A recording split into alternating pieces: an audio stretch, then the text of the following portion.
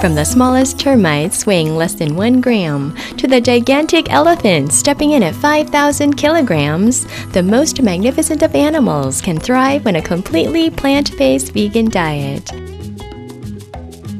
Their diet range is broad, consuming foods in the form of fruits, vegetation, seeds, and tree nuts grown in nature's best fertilizers: sunshine, soil, and water. Living in accordance with nature, these marvelous herbivores inhabit the virgin forests, native plains, deserts, rivers, and oceans of this magnificent planet which we're privileged to share. Each having a vital role in balancing the ecology, they act as Earth's guardian angels, contributing naturally and sometimes silently to life's great symphony. Supreme Master Ching Hai has stated how animals telepathically communicated with her that if they had a choice, they would be vegetarian. In a video conference with our association members in London, United Kingdom on June 13, 2008, Supreme Master Ching Hai explained how the noble qualities of animals naturally lead them to a plant-based diet.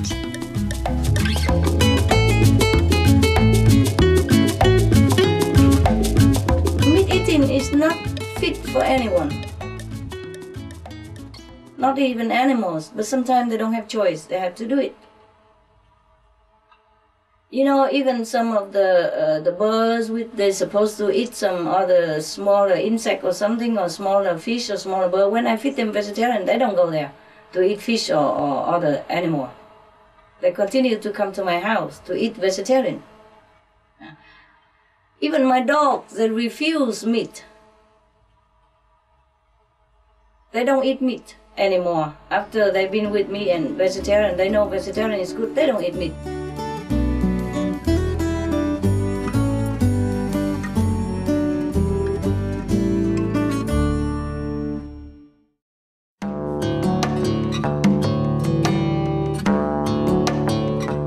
Delightful viewers, today we will continue with our series on the diverse family of herbivore inhabitants, on vegetarianism, the noble way of living. Let's now meet one of the last largest mammals to be discovered in Africa, the Okapi. The Okapi's name originates from the indigenous African Wambati word of Okapi, and more previously had been called the Ati. It wasn't until 1890 that these marvelous, elusive animals first came to the attention of the Western world by US explorer and author Henry Stanley's reports, covering his fascinating journeys into the depth of Africa. Interestingly, however, ancient carved images of Okapi have been discovered in Egypt that possibly date back 2,500 years ago. At the end of the 18th century, when the news of this mysterious dark brown animal resembling a donkey with zebra-like striped legs arrived at the ears of naturalists and then the British governor to Uganda, Sir Harry Johnson, he voyaged to the Democratic Republic of Congo in Central Africa in hopes to learn more about this peaceful animal of noble veggie lineage. But look again closely. What do you think it is? Under first investigation, Okapis were thought to have come from the horse family, but upon closer examination of the evidence, it was discovered that they were really forest giraffes, and not a kind of horse at all. The existence of Okapi, officially named the Okapi johnstoni, was made known to the scientific community of the Western world in the year 1901.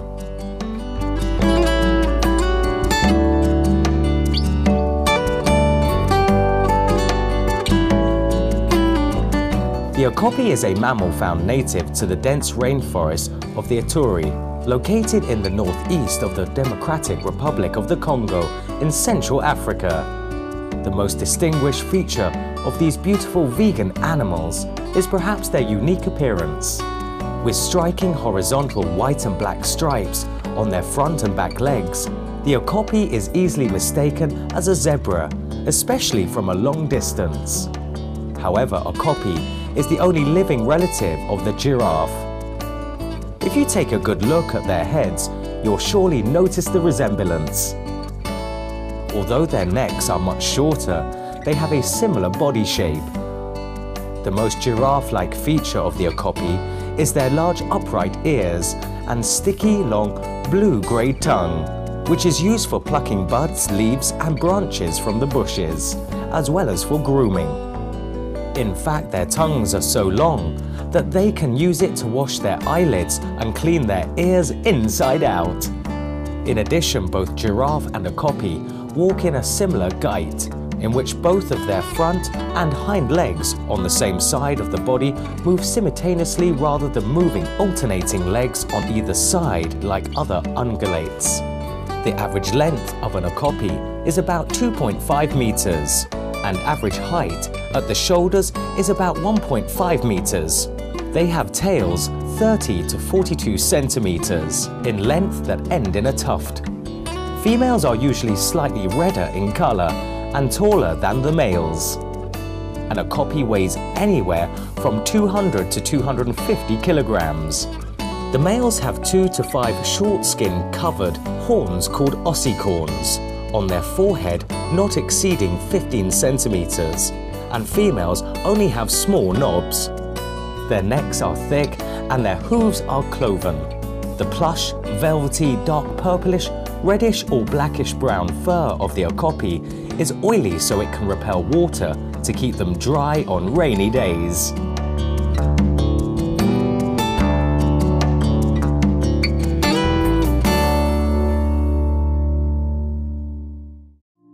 Now you may wonder why Okapis have striped markings on their legs and haunches. Actually, this gives them great camouflage when standing in the partial sunlight that filters through the rainforest. The stripes may be useful to the young Okapis as they follow their mothers through the dense forests, and may also help the adult Okapi to find each other. Female Okapis travel about half a mile every day in search of food, while the males, because their ranges are larger, wander about 2.5 miles per day in their territory.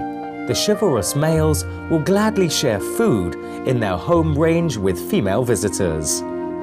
They are vegan browsers, eating 18 to 29.5 kilograms of buds, ferns, fruits, grasses, leaves and seeds a day, but their favorite food is young forest plant shoots. Incredibly, many of the plant species they eat are poisonous to humans. With the use of their very flexible neck and their long tongue, the Okapi can reach branches up to about 3 meters above the ground, and with their lobed canine teeth, they are able to strip the leaves from the trees. Their mineral needs are met by eating a sulfurous clay found along the riverbanks. Okapis are ruminants like cows and giraffes. They usually dine during the day, but have been observed eating at night as well. Okapis are not very social animals, preferring to live alone in large secluded areas at altitudes of 500 meters to 1,000 meters. They travel within their own designated area of several kilometers that overlap with other Okapi territories. They will come together during dating season or when Mama Okapi is taking care of the young calf. They like large forest clearings and bush areas where water is close by, and areas of the forest where the growth is thick and lush. To designate their sleeping and resting quarters, Okapis mark their territories by spraying bushes with their urine and leaving behind a tar-like substance secreted by a gland between their hooves. These are also some of the ways that they communicate with fellow Okapi.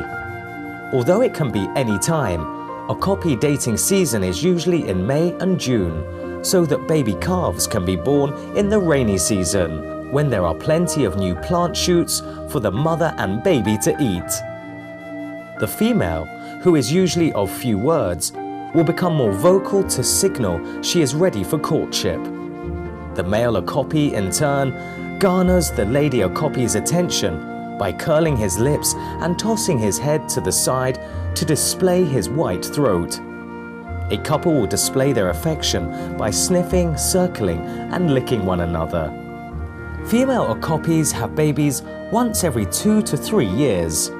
Pregnancy usually lasts 14 to 16 months long.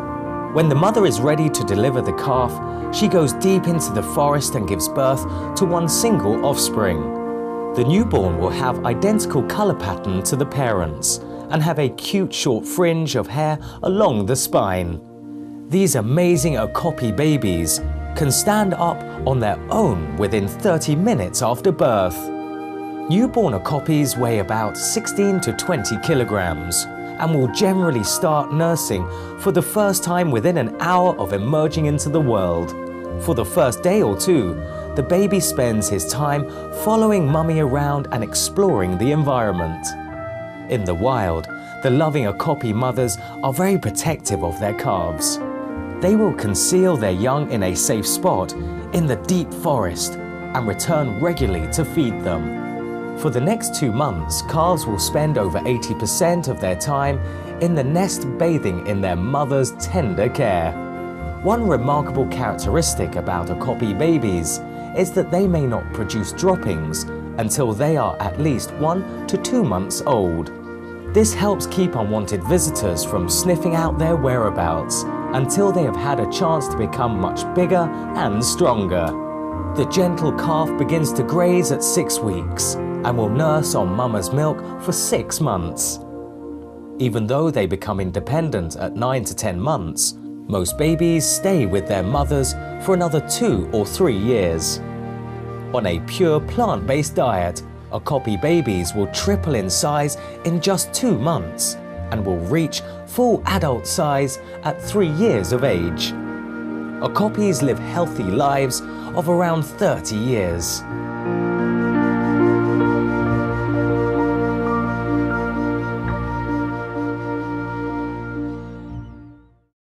With their simple and healthy raw vegan lifestyle, Okapis have plenty of energy all day long. Scientists have found that these herbivores need only 5 minutes of sleep in a 24-hour period to remain active and alert. Okapis are basically very peaceful, living in their own preferred space. They are vigilant animals and use their big upright ears and highly developed hearing to protect themselves. With their auditory sensitivity and 2 pairs of swift legs, the elusive Okapis are hard to spot in the wild. It is no easy task for humans to travel in their territory, thus making it quite challenging to study them and know how many do actually exist. Researchers estimate that there are currently about 25,000 Okapis in the wild, living across the luscious forests of Africa. Although Okapis are not classified as endangered, habitat loss and poaching do threaten their existence. Fortunately, in 1952, 1/5 of Okapi habitat in Africa's Ituri forest was set aside as a wildlife reserve. The Okapi Wildlife Reserve, with support from conservation organizations and the local people, continues to protect and to support study of this rare and unique forest dweller. Today, we are delighted to meet the wonderful and mysterious Okapi of the forest, who was once known by the ancients as the unicorn of Congo. While these pure-hearted vegans stroll in the lush African rainforests, relishing their favorite greens, they are at the same time quietly helping our ecosystem, giving back to this glorious land of creation.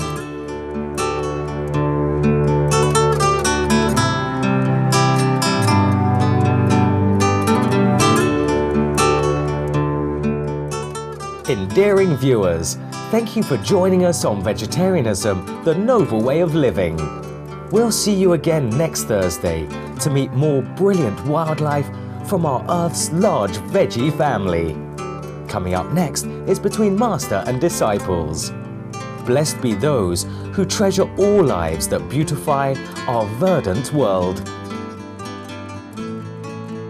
For more details, please visit www.suprememastertv.com/veg.